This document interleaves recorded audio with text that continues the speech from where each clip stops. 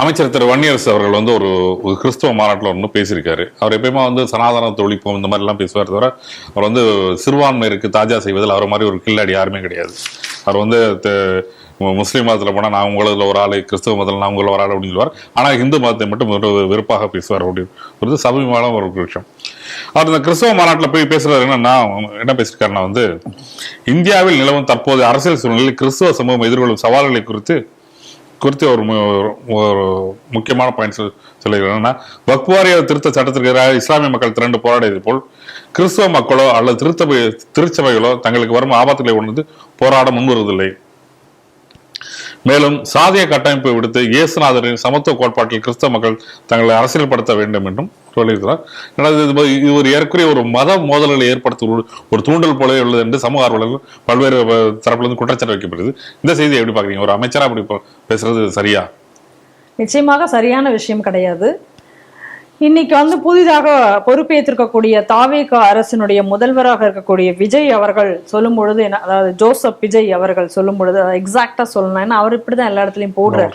அப்படி அவர் சொல்லும் பொழுது அவர் என்ன சொல்றாரு, நீங்க அதுல ஒரு உண்மையை அதாவது இப்ப சமீபத்து செய்தியில பாத்தீங்கன்னா வந்து ஒரு சர்ச் இந்த மாதிரி சிறுபான்மையர் பேசும்போது ஜோசப் விஜய் செல்கிறார்னு வரும்.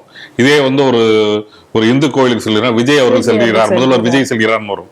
இல்ல இப்ப வந்து ரொம்ப தெளிவா வந்து அவர் எல்லா இடத்துலயுமே ஜோசப் விஜய் என்பதை குறிப்பிடுவதை பார்க்க முடிகிறது. அதாவது எலெக்ஷனுக்கு முன்னாடி ஒண்ணு, எலெக்ஷனுக்கு பின்னாடி ஒண்ணுங்கிற மாதிரிதான் அவரோட நடவடிக்கைகள்லாம் இருக்கிறதை நம்மளால பார்க்க முடியுது. அது ஒரு புறம் இருக்கட்டும், இருந்தாலும் அவர் சொன்ன வார்த்தைகள் என்ன அப்படின்னு சொல்லி நம்ம பார்க்கும் பொழுது, இந்த ஆட்சி அமைந்த உடனே அவர் சொன்னது இது எல்லாருக்குமான ஆட்சி, எந்த மதங்களுக்கு இடையில வந்து எந்த விதமான பாகுபாடுகள் பார்க்கப்படாது, அப்படிப்பட்ட ஒரு ஆட்சியாக தான் இது இருக்கும் அப்படின்ற அவர் சொன்னார். இப்ப அவரோட அமைச்சரவையில் இருக்கக்கூடியவர் தான் இந்த வன்னியரசு. அவர் வந்து விசிகாவிலிருந்து வந்த ஒரு அமைச்சர், நமக்கு எல்லாரும் தெரியும். இன்னைக்கு வந்து அவர் அங்க இருக்கார். அப்படி இருக்கக்கூடிய ஒரு அமைச்சராக இருக்கக்கூடியவர் என்ன இன்னைக்கு பேசுறார் அப்படின்னு சொன்னா, ஒரு மதத்தை தூண்டி விடுகிறார். கிறிஸ்தவ மதத்தை இன்னைக்கு தெளிவாக அவர் தூண்டி விடுகிறார்.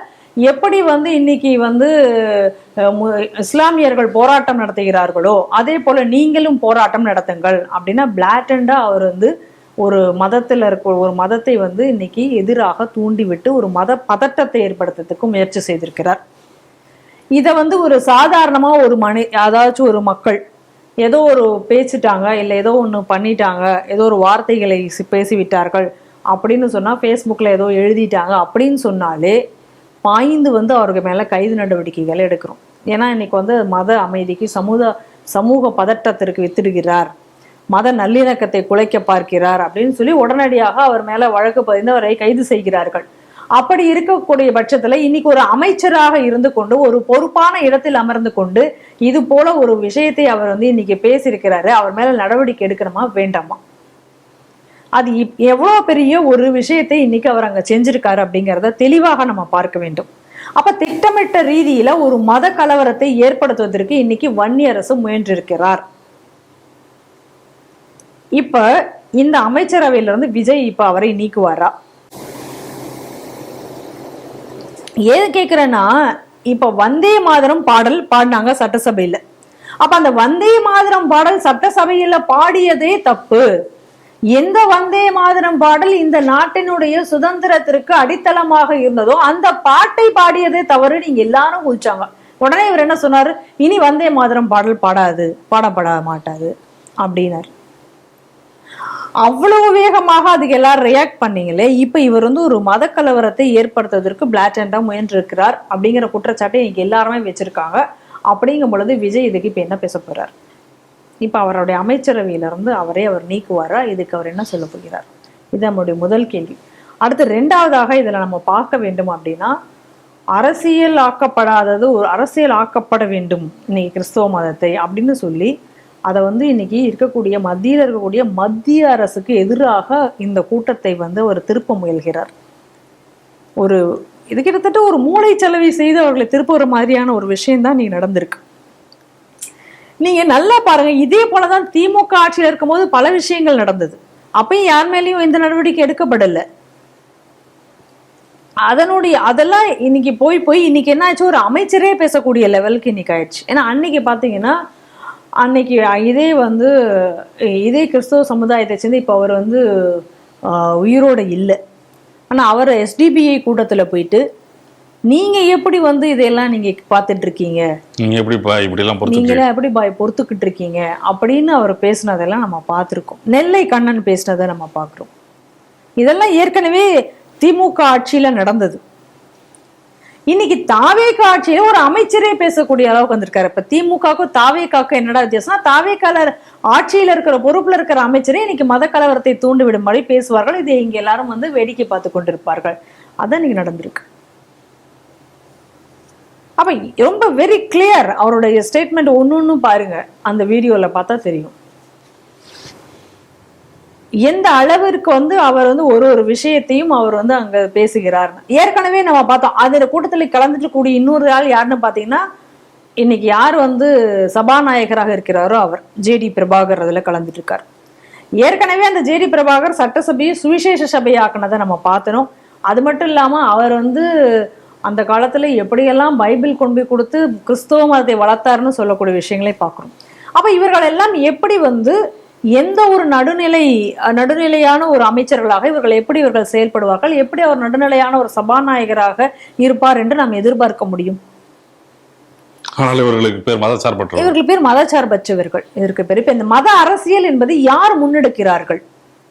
சரி, அமைச்சராக ஒரு பொறுப்பேற்று இருக்கிறார். அப்ப அமைச்சராக ஒரு பொறுப்பேற்று இருக்கும் பொழுது அவங்க என்ன பண்றாங்க, முதல்ல வந்து ரகசிய காப்பு பிரமாணம், பதவி பிரமாணம், இது ரெண்டும் அவங்க எடுப்பாங்கல்ல, அந்த ஓத் எடுக்கிறாங்கல்ல. அப்ப அதுல வந்து எந்த ஒரு மதத்திற்கும் ஒரு இந்த மாதிரியான ஃபேவரபிளாலாம் இல்லாம எல்லாருக்கும் நடுநிலையாக எல்லாருக்குமான அமைச்சராக இருக்க வேண்டும். இதுதானே பதவி பிரமாணத்துல இருக்கு, ரகசிய காப்பு பிரமாணத்துல தானே வருது. அப்ப அதையெல்லாம் மீறி இன்னைக்கு செயல்பட்டு இருக்கிறவரை டிஸ்மிஸ் செய்யணுமா வேண்டாமா? இவர் மேல வழக்கு பதிவு செய்யணுமா வேண்டாமா? சாதாரணமாக ஒரு ஆள் வந்து ஏதோ ஒரு என்னமோ ஒரு பைபிள்ல இருந்து ஒரு கோட் எடுத்து போட்டாலோ இல்ல ஏதோ ஒரு விஷயங்களை எடுத்து போட்டாலோ உடனே அவரை தேடி பிடிச்சு ஏதோ ஃபேஸ்புக்ல ஒரு போஸ்ட் போட்டாங்கிறதுக்காக அவன் எங்கேதான் இருந்தாலும் போய் கைது செய்கிறார்களாவா? அப்போ ஒரு அமைச்சரே பொறுப்பு இல்லாமல் இப்படி பேசலாமா? அப்ப சமூக பதட்டத்தை ஏற்படுத்த அவர்கள் முயன்றார்கள் அப்படின்னு சொல்லி போய் கைது செய்கிறார்கள் அல்லவா? இன்னைக்கு விஜய் அரசுல வந்ததுக்கு அப்புறம் நடக்கக்கூடிய நடவடிக்கைகள், அதாவது தொடர்ச்சியாக வரக்கூடிய நடைபெற்றக்கூடிய கரண் கட்டு, இந்த மாதிரியான இந்த ஆட்சியில இருக்கக்கூடிய விஷயங்களை வந்து எடுத்து வச்சாங்களாம் சில சேனல்கள். ஜனம் டிவி உட்பட சில சேனல்களை இன்னைக்கு அரசு கேபிள்ல இருந்து நீக்கி இருக்காங்க. அதுக்கான காரணம் என்னென்னமோ சொல்றாங்க, சம்பந்தம் இல்லாம. அதெல்லாம் வேடிக்கையா இருக்கும் அந்த காரணங்கள்லாம் கேட்கும் பொழுது. அப்ப இந்த அளவுக்கு தான் இவங்களுடைய ஜனநாயகம் இருக்கு. இவங்க எவ்வளவு பாசிசவாதிகளாக இருக்காங்கன்னு பாருங்க. அப்படி இந்த விஷயத்துக்கே நீங்க இப்படி தூக்கி போடுறீங்களே, இன்னைக்கு உங்களுடைய அமைச்சர், உங்க அமைச்சரவையில் அலங்கரித்து வீட்டு இருக்கக்கூடிய ஒரு அமைச்சர் இன்னைக்கு ஒரு மதக்கலவரத்தை ஏற்படுத்தக்கூடிய வகையில் அவர் பேசியிருக்காரு. அவர் மேல என்ன நடவடிக்கை எடுக்க போறீங்க?